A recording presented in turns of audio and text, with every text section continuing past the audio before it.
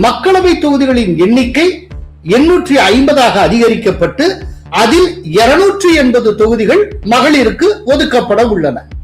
கடந்த 5 ஆண்டுகளில் தான் செய்ததை சொல்லி ஓட்டு கேட்க முடியாததால் தொகுதி மறுசீரமைப்பை தேர்தல் விவகாரமாக்க முயற்சி செய்கிறார் ஸ்டாலின். டிஎம்கே மிகப்பெரிய பிளண்டர் தவறு இந்த ராங் நேரேட்டிவ்ல இருந்து ஆரம்பம். மறந்துடாது. கோலஹலாஸ் டிவி யூடியூப் சேனல், இது வாய்மையின் எக்காலம். வணக்கம் நண்பர்களே. மக்களவை தொகுதி மறுசீரமைப்பை வைத்து காய் நகர்த்த தொடங்கி இருக்கிறார் ஸ்டாலின். சட்டப்பேரவை தேர்தலுக்கு இன்னும் 8 நாட்களே உள்ள நிலையில் திடீரென புதிய விவகாரத்தை கையில் எடுத்திருக்கிறார் ஸ்டாலின். மக்களவை தொகுதிகளின் எண்ணிக்கையை 543 இருந்து 850 உயர்த்தும் அரசமைப்பு சாசன திருத்த மசோதா நாடாளுமன்றத்தில் வியாழக்கிழமை, அதாவது நாளை அறிமுகப்படுத்தப்பட இருக்கிறது. இந்த வரைவு மசோதா மக்களவை உறுப்பினர்களின் பார்வைக்கு செவ்வாய்க்கிழமை வெளியிடப்பட்டது. மக்களவை மற்றும் மாநில சட்டப்பேரவைகளில் மகளிருக்கு 33% இடஒதுக்கீடு அளிக்கும் 106வது அரசமைப்பு சட்ட திருத்தம் 2023, அதாவது நாரி சக்தி வந்தன் அதிநியம் எனும் சட்ட திருத்த மசோதா நாடாளுமன்ற கூட்டத்தொடரில் அறிமுகமாக உள்ளது. அப்போது மக்களவை தொகுதிகளின் எண்ணிக்கை 850 அதிகரிக்கப்பட்டு அதில் 280 தொகுதிகள் மகளிருக்கு ஒதுக்கப்பட உள்ளன. இந்நிலையில் செவ்வாய்க்கிழமை வெளியான காணொளியில் ஸ்டாலின் என்ன கூறியிருந்தார் என்பதை பார்ப்போம். தொகுதி மறுசீரமைப்பால் தமிழ்நாடு பாதிக்கப்பட்டால் மிகப்பெரிய அளவிலான போராட்டத்தை திமுக முன்னெடுக்கும். தென் மாநிலங்கள் பாதிப்பு அடையாது என நாடாளுமன்றத்தில் பிரதமர் மோடி உத்தரவாதம் தர வேண்டும் என கேட்டோம். பதில் இல்லை. இதற்காக பல்வேறு கட்சி எம்பிக்கள் பிரதமரை நேரில் சந்தித்து முறையிட நேரம் கேட்டோம். அதுவும் கிடைக்கவில்லை. திமுக மட்டுமின்றி எந்த கட்சியோடும் எந்த மாநிலத்தோடும் எந்த ஆலோசனையும் நடத்தாமல் இஷ்டத்துக்கு செய்ய பார்க்கிறார்கள். காங்கிரஸ் மூத்த தலைவர் சோனியா காந்தியும் நாம் கேட்கும் அதே கேள்விகளை கேட்டிருக்கிறார் என்று ஸ்டாலின் கூறியுள்ளார். தென் மாநிலங்கள் பாதிப்படையாது என நாடாளுமன்றத்தில் வச்சு பிரதமர் அவர்கள் உத்தரவாதம் தரணும்னு கேட்டோம். பதில் இல்லை. இதுக்காக பல்வேறு கட்சி எம்பிக்கள் பிரதமரை நேரில் சந்தித்து முறையிட நேரம் கேட்டோம். அதுவும் கிடைக்கல. இப்படி நம்ம சொன்ன எதையும் அவங்க காதில் வாங்காமல் திமுக மட்டுமல்ல, எந்த கட்சியோடவும் எந்த மாநிலத்தோடவும் எந்த ஆலோசனை நடத்தாமல் அவங்க இஷ்டத்துக்கு பண்ண பார்க்குறாங்க. நேற்று மரியாதைக்குரிய அம்மையார் சோனியா காந்தி அவர்களும் நாம் கேட்குற அதே கேள்விகளை கேட்டிருக்கிறாங்க. ஸ்டாலினுக்கு தெலுங்கானா முதல்வர் ரேவந்த் ரெட்டியும் ஆதரவு தெரிவித்திருக்கிறார். தொகுதி மறுசீரமைப்பால் தமிழகம் பாதிக்கப்படாது என ஓராண்டுக்கு முன்பே உத்தரவாதம் வழங்கி இருக்கிறார் அமித்ஷா. கோவை பீளமேடு பகுதியில் பிஜேபி மாநகர் மாவட்ட அலுவலக திறப்பு நிகழ்ச்சி 2025 பிப்ரவரி 26 நடைபெற்றது. அதில் பங்கேற்ற மத்திய உள்துறை அமைச்சர் அமித்ஷா என்ன கூறியிருந்தார் என்பதை பார்ப்போம். தொகுதி மறுசீரமைப்பால் தமிழகம் பாதிக்கப்படாது. தென்னிந்திய மாநிலங்களில் ஒரு மக்களவை தொகுதி கூட குறையாது. இந்த உறுதிமொழியை நாடாளுமன்றத்திலும் நாங்கள் கொடுத்திருக்கிறோம். வேண்டுமென்ற திமுக தலைவர், திமுக முதல்வர் ஸ்டாலின் தவறான தகவல்களை தெரிவிக்கிறார் என்று அமித்ஷா கூறியிருந்தார். आज ही एक मीटिंग करने जा रहे हैं कि डिलिमिटेशन में हम साउथ को अन्याय नहीं होने देंगे. श्रीमान स्टालिन जी, मोदी सरकार ने लोकसभा में स्पष्ट किया है कि डिलिमिटेशन के बाद प्रोरेटा के हिसाब से दक्षिण के एक भी राज्य का एक भी सीट कम नहीं होगा. कि मोदी जी ने निश्चित रूप से आपके सभी हितों की रक्षा कर डिलिमिटेशन में आपका एक भी सीट प्रोरेटा कम न हो और जो बढ़ोतरी होगी इसमें उचित हिस्सा दक्षिण भारत के राज्यों को भी मिलेगा. इसमें कोई शंका रखने की जरूरत नहीं है. எனவே இப்போது ஸ்டாலின் கேட்கிற உத்தரவாதத்தை திரும்ப, எனவே இப்போது ஸ்டாலின் கேட்கிற உத்தரவாதத்தை அப்போதே அமித்ஷாவும் தந்திருக்கிறார். நாடாளுமன்றத்திலும் தரப்பட்டுள்ளது. அப்படி இருந்தும் மீண்டும் மீண்டும் தொகுதி மறுசீரமைப்பை கிளப்புகிறார் ஸ்டாலின். காரணம், தேர்தலை சந்திக்க அவரிடம் இஷ்யூஸ் இல்லை.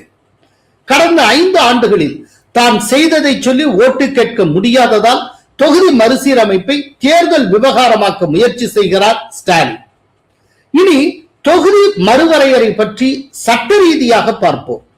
1976ஆம் ஆண்டு இந்திரா காந்தி காலத்தில் எமர்ஜென்சி அமலில் இருந்தபோது 42வது அரசமைப்பு சட்ட திருத்தம் நிறைவேற்றப்பட்டது. அதன் மூலம் மக்களவை தொகுதிகளின் எண்ணிக்கை 2001ஆம் ஆண்டு வரை 543ஆகவே இருக்கும் என்று உறுதி செய்யப்பட்டது. 2001ஆம் ஆண்டு வாஜ்பாய் பிரதமராக இருந்தபோது 84வது அரசமைப்பு சட்ட திருத்தம் நிறைவேற்றப்பட்டது. அதன் மூலம் மக்களவை தொகுதிகளின் எண்ணிக்கை 2026ஆம் ஆண்டு வரை 543ஆகவே இருக்கும் என்று உறுதி செய்யப்பட்டது.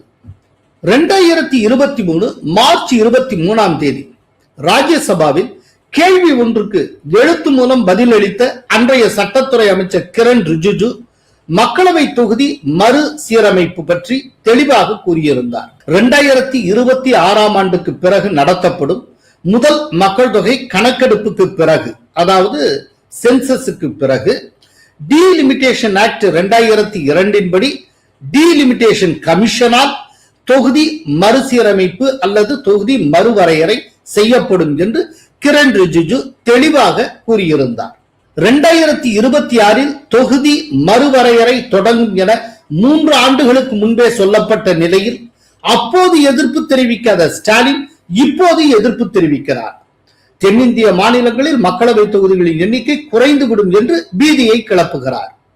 என்னுடைய பார்வையில் 2026ஆம் ஆண்டை அடிப்படை ஆண்டாக கொண்டு அந்த ஆண்டில் ஒவ்வொரு மாநிலத்திலும் எத்தனை மக்களவை தொகுதிகள் இருந்தனவோ அதற்கு குறையாமல் தொகுதி மறுசீரமைப்பு இருக்க வேண்டும் என்கிற விதி உருவாக்கப்படலாம்.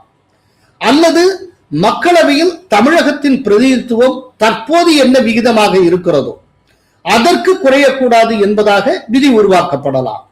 அதாவது தற்போது 543 தொகுதிகளில் 39 தொகுதிகள் தமிழகத்தில் உள்ளன. எனவே 7% பிரதிநிதித்துவம் தமிழகத்துக்கு உள்ளது. இனி 850 மக்களவை தொகுதிகளில் 7%, அதாவது 59 தொகுதிகள் வரை தமிழகத்துக்கு கிடைக்கலாம். அப்படி கிடைக்கும் விதத்தில் விதி உருவாக்கப்படலாம். அல்லது சென்சஸ் படி தமிழகத்தின் மக்கள் தொகை என்னவோ அதற்கேற்றபடி பிரதிநிதித்துவம் தமிழகத்துக்கு கிடைக்கலாம். இந்த விதமான தொகுதி மறுசீரமைப்பை தான் அரசமைப்பு சாசனம் கூறுகிறது. எப்படி பார்த்தாலும் தமிழகத்துக்கு கூடுதலாக தொகுதிகள் கிடைக்குமே அன்றி குறைவதற்கு வாய்ப்பில்லை. எனவே தமிழகத்தின் மக்களவை தொகுதி எண்ணிக்கை குறையாது. அதைத்தான் கோவையில் அமித்ஷாவும் உறுதிப்படுத்தினார். ஸ்டாலின் என்ன எதிர்த்தாலும் தொகுதி மறுசீரமைப்பு நடந்தே தீரும், நடக்கத்தான் போகிறது. தமிழகத்தில் தற்போதுள்ள 39 தொகுதிகள் அப்படியே நீடிக்கும். ஒன்று கூட குறைய போவதில்லை. ஆனால் கூடுவதற்கு வாய்ப்பு உண்டு, இது உறுதி. இது ஸ்டாலினுக்கும் நன்கு தெரியும். என்றாலும் ஸ்டாலின் எதிர்க்கிறார். காரணம், தொகுதி மறுசீரமைப்பு முடிந்ததும் திமுக எதிர்ப்புக்கு பயந்துதான் தமிழகத்தின் தொகுதி எண்ணிக்கையில் மத்திய அரசு கை வைக்கவில்லை. நாங்கள் மட்டும் குரல் கொடுக்காமல் இருந்திருந்தால் நமது தொகுதிகளை மோடி அரசு பறித்திருக்கும் என்று கூறிக்கொள்ள ஸ்டாலினுக்கு ஒரு வாய்ப்பு கிடைக்கும். வழக்கம் போல ஸ்டிக்கர் ஒட்டலாம். மொத்தத்தில் ஸ்டிக்கர் பாலிடிக்ஸுக்காக எதிர்ப்பு காட்டுகிறார் ஸ்டாலின். தேர்தலில் செட்டான களத்தை இனி திடீரென புதிய விவகாரத்தை கிளப்பி திருப்பி வைக்க முடியாது. அதை தேர்தல் முடிவுகளின் போது ஸ்டாலின் உணர்வார். திமுக இந்த தேர்தலில் செட் செய்திருக்கும் நேரேட்டிவே டெல்லி வர்சஸ் தமிழ்நாடு என்பதுதான். தற்போது இந்த பிரச்சனையை கையில் எடுப்பதன் மூலம் அந்த நேரேட்டிவை இன்னும் கூர்மைப்படுத்தத்தானே முடியும். அது எப்படி பின்னடைவை தரும்? எப்படி பின்னடைவை தரும்ங்கிறது முதல்ல நீங்க சொல்லியிருக்க ஒரு போர்ஷன் கரெக்ட். இந்த எலெக்ஷன்ல அவங்க செட் பண்ணி இருக்கிற நேரேட்டிவே தமிழ்நாடு வர்சஸ் என்டிஏ அப்படிங்கிறது. அப்புறம் டெல்லி, அப்புறம் பிஜேபி, ஏடிஎம்கே ஆட்சிக்கு வந்தாலும் பிஜேபி தான் ரூல் பண்ணும், இதெல்லாம் சொல்லியிருக்காங்க. ஸோ அந்த வரிசையில இப்ப இந்த இஷ்யூவை கிளப்புறதும் கரெக்டா தான் இருக்கும். சோ அந்த வரிசையில வரக்கூடிய ஒரு விஷயம் தானே, அது விலகி போன ஒரு விஷயம் அல்லவே. அப்படிங்கிறப்போ அது கரெக்ட் தானே அப்படின்னு நீங்க கேக்குறீங்க, எல்லாம் கரெக்ட்.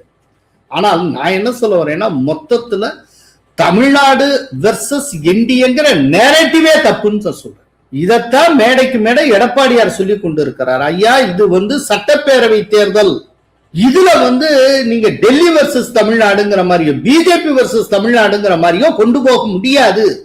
லோக்சபா எலெக்ஷனுக்கு இது சரி. தமிழ்நாட்டுல தமிழுடைய இஷ்யூஸ பத்தி பேசுங்க. தமிழ்நாட்டுல ஏகப்பட்ட இஷ்யூஸ் இருக்கு. விவசாயிகளுடைய அகனி, விவசாயிகள் பிரச்சனை, கொந்தளிச்சு போயிருக்காங்க விவசாயி. பெண்களுக்கு பாதுகாப்பு இல்லை. நான் இப்ப 2 நாளா கரூர்ல இருந்தேன், குளித்தலை அந்த பகுதிக்கு எல்லாம் போயிட்டு வரேன். அங்க சில government school teachers, lady teachers எல்லாம் பேசினேன். அவங்க சொல்றாங்க, என்கிட்ட படிக்கிற ஒவ்வொரு குழந்தை, குறிப்பா +1 +2 படிக்கிற குழந்தைகள் பத்திரமா வீடு போய் சேரணும்னு, நான் வீடு போய் சேர்ற வரைக்கும் பதபதப்போட இருக்கேன் சார் அப்படிங்க.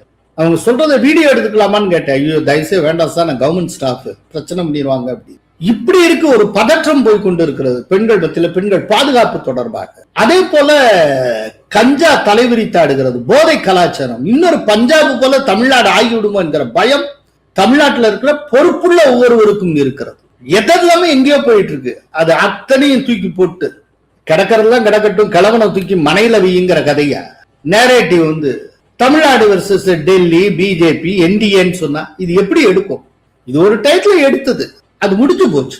அதற்கான களம் முடிந்து விட்டது, அதற்கான காரணங்கள் முடிந்து விட்டன. ஒரு பர்டிகுலர் இஷ்யூ தொடர்ந்து எல்லா தேர்தலுக்கும் அதே இஷ்யூவா இருக்காது, அதை புரிஞ்சுக்கணும். ஒரு இஷ்யூ வச்சு நீங்க 9 எலெக்ஷனை சந்திக்கவே முடியாது. அது அந்த நேரத்தோட சரி. அதுக்கப்புறம் என்னன்னா பார்க்கணும், இதை தொடர்ந்து மேடைக்கு மேடை எடப்பாடியார் அட்ரஸ் பண்றார், அம்பலப்படுத்தி வருகிறார். ஸ்டாலின் சொல்றாரு, நாங்க டெல்லிக்கு அடிமை, அதுக்கு அடிமை, இது அதுங்கிறாரு. ஸ்டாலின் அவர்களே, தயவு செய்து புரிந்து கொள்ளுங்கள், நடப்பது சட்டப்பேரவை தேர்தல். யாரு பிரதமர்ங்கிறதுக்கான தேர்தல் இல்லைங்க, யாரு முதல்வர்ங்கிறதுக்கான தேர்தல். இந்த தேர்தல் தமிழகத்துக்குள்ளேயே நடத்தி முடிக்கப்பட வேண்டிய தேர்தல். இதையே நீங்க டெல்லி வரைக்கும் கொண்டு போறீங்க அப்படிங்கிற. தமிழ்நாடு தேர்தலை தமிழ்நாடு எல்லையை தாண்டி விரிவுபடுத்தாதீங்கன்னு அவர் ரிக்வெஸ்ட் பண்றாரு. தமிழ்நாடு அணியா டெல்லி அணியா, தமிழ்நாடு அணியா டெல்லி அணியா புதுசா கண்டுபிடிச்சிருக்காரு. டாக்டர் பட்டம் கொடுத்துடலாம் ஸ்டாலின். யோ, எத்தனை தடவை தான் சொல்றது, தமிழ்நாட்டில் தேர்தல் நடக்குது திரு ஸ்டாலின் அவர்களே, தமிழ்நாட்டுக்கு வா. டெல்லியிலேயே உட்கார்ந்துருக்கிறாரு. ஏதோ டெல்லியில பயமாட்டு இருக்குது ஸ்டாலினுக்கு. ஆக என்ன டெல்லி விட்டு தமிழ்நாட்டுக்கே வரமாட்டேங்கிறார். ஸ்டாலின் அவர்களே, தமிழ்நாட்டுக்கு வாங்க. தமிழ்நாட்டில் தான் தேர்தல் நடக்குது, அதுவும் சட்டமன்ற தேர்தல் நடக்குது. திராவிட முன்னேற்ற கழகம் என்ற மக்களோட ஆட்சி அகற்றப்பட வேண்டும் என்று மக்கள் முடிவு பண்ணிட்டாங்க. அதனாலதான் தமிழ்நாட்டில் சட்டமன்ற தேர்தலை பத்தியே பேச மாட்டேங்கிறார் ஸ்டாலின். அதுக்கு அதை சொல்றப்போ, இந்த விஷயத்தை அவர் சொல்றப்போ, இது தமிழ்நாட்டுக்கான தேர்தல், இது சட்டப்பேரவை தேர்தல், புரிந்து கொள்ளுங்கள் ஸ்டாலின் அவர்களே அப்படின்னு அவர் சொல்றப்போ, மக்களுடைய ஆர்ப்பரிப்பை நீங்க கவனிக்கணும், எப்படி ரிசீவ் பண்றாங்கன்னு கவனிக்கணும். அதே நேரத்துல ஸ்டாலின் அவர்கள் போகிற கூட்டமே இல்லை. சிவகங்கை, அந்த திருப்பத்தூர், அந்த ஏரியாக்குள்ள போயிருக்கிற கூட்டம் வெறும் காலி இருக்கைகள். காரணம் என்ன தெரியுமா? Major reason wrong narrative. இந்த தடவை ஒரு நேரேட்டிவ் மக்களவை தேர்தலை கை கொடுத்ததுங்கிறதுக்காக மாநில தேர்தல் கை கொடுத்தது மிகப்பெரிய தவறு. இன்னும் செய்யணும்னு நான் நினைக்கிறேன். அதுக்காகத்தான் இதனால 2021 எதிர்பார்த்த வெற்றியை பெற முடியாத நெருக்க மண்டலத்தை இந்த தவிர கடந்த காலங்களில் ஒரு சில மாநிலங்களில் பிஜேபி செய்திருக்கிறது. லோக்கல் சட்டப்பேரவை தேர்தலில் போட்டு நாங்க தான் அயோத்தியால கோயிலை கட்டினோம், அதே போல இந்த காஷ்மீரை அரசமைப்பு சட்டத்துக்குள்ள கொண்டு வந்தோம், 370 நீக்கத்தை நாங்க சாத்தியப்படுத்தினோம், ட்ரிபிள் தலாக்கை நாங்க தடை செய்தோம், இதெல்லாம் சொல்லிட்டு இருக்கிறது. அந்த ஒரு டயத்துல தொடர்ந்து ஒவ்வொரு மாநிலங்களிலும் பிஜேபி தோற்றது. அதுக்கப்புறம் தான் பிஜேபி அதிலிருந்து பாடம் கற்றுக்கொண்டு முழுக்க லோக்கல் இஷ்யூஸ். மகாராஷ்டிரால பிரமாதமா ஜெயிச்சாங்க. மகாராஷ்டிரால பெரிய அளவுல மோடி விசிட்டே பண்ணல, அப்படியே தேவேந்திர பட்னவிஸ் கையில கொடுத்துட்டார் பொறுப்பை, நீ பாத்துக்கோ அப்படின்ட்டு. இடையில மட்டும் வந்துட்டு போனாரு. ஸ்டார் கேம்பெயினரா யோகி ஆதித்யநாத் இருந்தாரு. எல்லாம் லோக்கல் இஷ்யூஸ் அட்ரஸ் பண்ணோம். இது சட்டப்பேரவை தேர்தல்.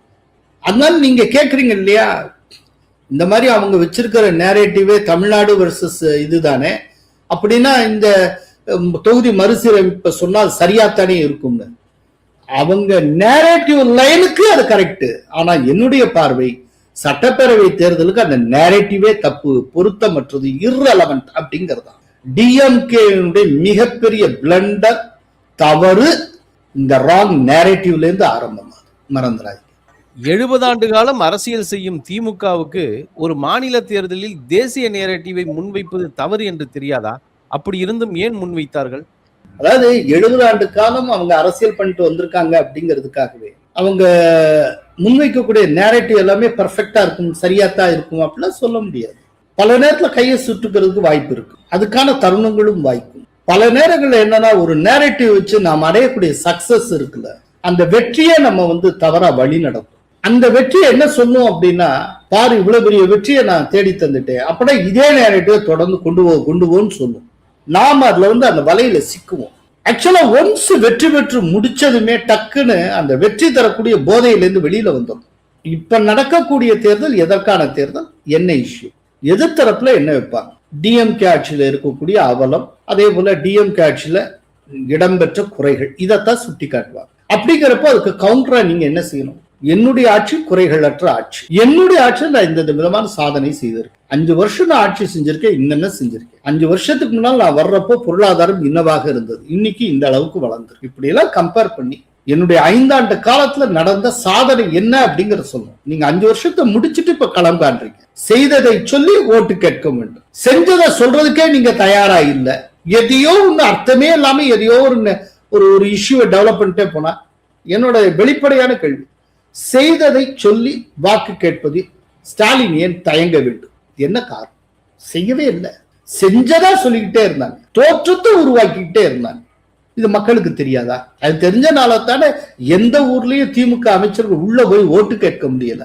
அனிதா ராதாகிருஷ்ணன் அவருடைய தொகுதியில முஸ்லிம் வாக்காளர்கள், முஸ்லிம் இஸ்லாமிய சகோதரிகளே விரட்டுறாங்களே, ஏன்? மூர்த்தியினால மதுரை கிழக்குல ஒழுங்கா போய் வாக்கு சேகரிக்க முடிஞ்சா? சுத்தி வளைச்சு 100 கேள்வி கேட்கிறாங்க.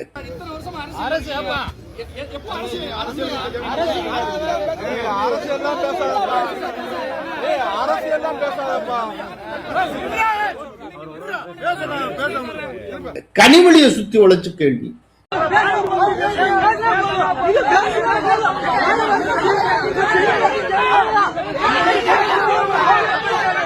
என்ன சார் இதுக்கெல்லாம் என்ன காரணம்? இந்த நேரேட்டிவ்ஸ்ல காப்பாத்தாதுங்க, இது ராங் நேரேட்டிவ், இது ராங் நேரேட்டிவ். இதனால மக்கள் ஈர்க்கப்படவில்லை அப்படிங்கிறதுக்கு சாட்சி ஸ்டாலினுக்கு வருகிற மிக குறைவான கூட்டம். நன்றி, வணக்கம். கோலஹலாஸ் டிவி யூடியூப் சேனல், இது வாய்மையின் எக்காலம்.